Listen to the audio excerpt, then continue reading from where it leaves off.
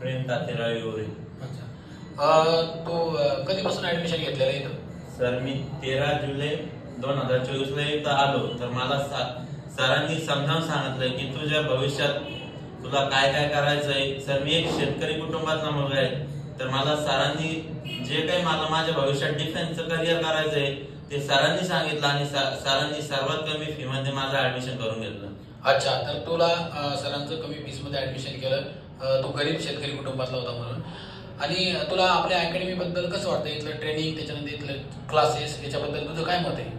तर सर मला तर ग्राउंड सर्वात बेस्ट वाटलं सर, कारण ज्यावेळेस मी आलो होतो त्यावेळेस म्हणजे मी 400चा एक राऊंड पळालो सर. फक्त त्या दिवशी आलो त्या दिवशी. आज माझी कॅपॅसिटी 10 ते 12 राऊंड मी 400चे पळू शकतो म्हणजे न थांबता. या सरांनी माझ्याकडून करून घेतलं. आणि मी ज्यावेळेस गावाला त्यावेळेस माझा गोळा घ्यायचं काही माहित नव्हतं, तर सरांनी आज माझा गोळा कम से कम 13 मार्कांचा जातो. आणि 100 मीटर सरांनी माझं, ज्यावेळेस मी 100 मीटर आलो त्यावेळेस मला माहित सुद्धा नव्हतं की पोलीस भरतीला 100 मीटर असतं नसतं. आज त्या माझ्या 100 मीटरचं टायमिंग आहे 13 सेकंद. तर त्यासाठी आपल्याला अच्छा आहे. बरं, तुला बऱ्यापैकी मार्गदर्शन झालं. त्याच्यानंतर लेखीची तयारी तुझी चांगल्या पद्धतीने झाली? हो सर, झाली सर. मग तुला मी काही प्रश्न विचारले तर त्याचं तुला उत्तर सांगता आलं पाहिजे? सांगता येईल ना सर? नक्की सांगता येईल. बरं, मी तुला विचारतो बघ, मी काही प्रश्न तुला विचारतो. मी तुला एकदा प्रश्नाची लिस्ट विचारतो. महाराष्ट्राची राजधानी, महाराष्ट्राची उपराजधानी, त्याच्यानंतर महाराष्ट्राची शैक्षणिक राजधानी, महाराष्ट्राची सांस्कृतिक राजधानी, महाराष्ट्राची ऐतिहासिक राजधानी, त्याच्यानंतर महाराष्ट्रामध्ये एकूण किती जिल्हे आहेत, त्याच्यानंतर महाराष्ट्रामध्ये एकूण किती तालुके आहेत, महानगरपालिका, महाराष्ट्रामधील आता नव्याने निर्माण झालेली महानगरपालिका, हे जे काही प्रश्न आहे किंवा तुला इतर काही माहिती आहे महाराष्ट्राबद्दल, ती माहिती तुम्हाला एका व्यवस्थित रित्या सांगितली पाहिजे. कारण तुझा जर अभ्यास झालेला आहे, तू जर महाराष्ट्र पोलीसची तयारी करतो आहे, तर तुला या प्रश्नाचं उत्तर येणं आवश्यक आहे. जेणेकरून तुला मी असं चेक करतोय की तू खरंच अभ्यास करतो का, इथं खरंच क्लासवर चांगल्या पद्धतीने शिकवलं जातं का, याची मी तुला तुझ्याकडून तपासणी घेतोय. ठीक आहे, देणार उत्तर मग. चला, महाराष्ट्राबद्दल तुला मी जेही प्रश्न आता बोललो त्या प्रश्नाबद्दल काही आणि अजून काही एक्स्ट्रा माहिती असेल तर ती तू देणार. सर, सर्वप्रथम महाराष्ट्र पोलीस दलाची स्थापना झाली 2 जानेवारी 1962 ला.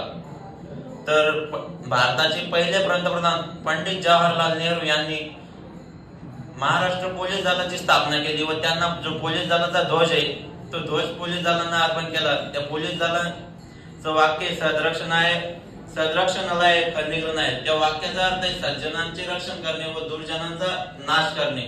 तर तुम्ही जे मला प्रश्न विचारले मी त्यांचं उत्तर देतो. महाराष्ट्राची राजधानी मुंबई, महाराष्ट्राची उपराजधानी नागपूर, महाराष्ट्राची शैक्षणिक राजधानी पुणे, महाराष्ट्राची सांस्कृतिक राजधानी पुणे, महाराष्ट्राची ऐतिहासिक राजधानी कोल्हापूर, महाराष्ट्राची पर्यटन राजधानी छत्रपती संभाजीनगर, महाराष्ट्राचे हृदय बीड, महाराष्ट्रातील ऊस कामगारांचा जिल्हा बीड, महाराष्ट्राचे क्षेत्रफळ आहे 3,07,713 चौरस किलोमीटर अशा महाराष्ट्राचे क्षेत्रफळ आहे. महाराष्ट्राचे पहिले मुख्यमंत्री आहे माननीय श्री शरदचंद्रजी पवार व ते काँग्रेस या पक्षाचे पहिले मुख्यमंत्री आहे. व महाराष्ट्रातील आताचे सध्याचे विद्यमान मुख्यमंत्री आहेत देवेंद्र फडणवीस जी साहेब हे भाजपचे पहिले मुख्यमंत्री आहेत. त्यानंतर महाराष्ट्राचे 2 उपमुख्यमंत्री आहेत, ते म्हणजे माननीय श्री एकनाथ शिंदे आणि दुसरे म्हणजे अजितदादा पवार हे बारामती मतदारसंघातून निवडून आलेले. ते तब्बल महाराष्ट्राचे 6 वेळा उपमुख्यमंत्री म्हणून त्यांनी काम केलेले आहे. अच्छा, तर बऱ्यापैकी तुला माहिती आहे. अजून मला महानगरपालिका, जिल्हा परिषद, महाराष्ट्रामध्ये तालुके याच्या बाबतीत थोडीशी माहिती मिळेल का तुझ्याकडून? हो सर, मिळेल ना सर. महाराष्ट्राचे एकूण प्रशासकीय विभाग आहे 6, महाराष्ट्राचे एकूण प्राकृतिक विभाग आहे 3, महाराष्ट्राचे प्रादेशिक विभाग आहे 5, महाराष्ट्रात महानगरपालिका 29, महाराष्ट्रातील आता नव्याने निर्माण झालेली महानगरपालिका आहे जालना, महाराष्ट्रात तालुके आहे 358, महाराष्ट्रात जिल्हे आहे 36, महाराष्ट्रातील नव्याने निर्माण झालेला जिल्हा म्हणजे पालघर आहे.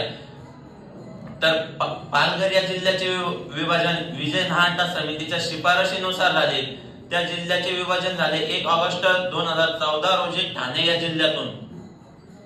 अच्छा, बऱ्यापैकी माहिती बघा विद्यार्थी मित्रांनो, सम्राट करिअर अकॅडमीचा विद्यार्थी आहे आणि बऱ्यापैकी त्याला माहिती या ठिकाणी आपल्याला दिलेली आहे बघा. अशा पद्धतीनं या ठिकाणी त्यांना आपला इंटरव्ह्यू आणि अकॅडमी बद्दल त्यांना सांगितलेलं आहे. ठीक आहे. अजून तुला काही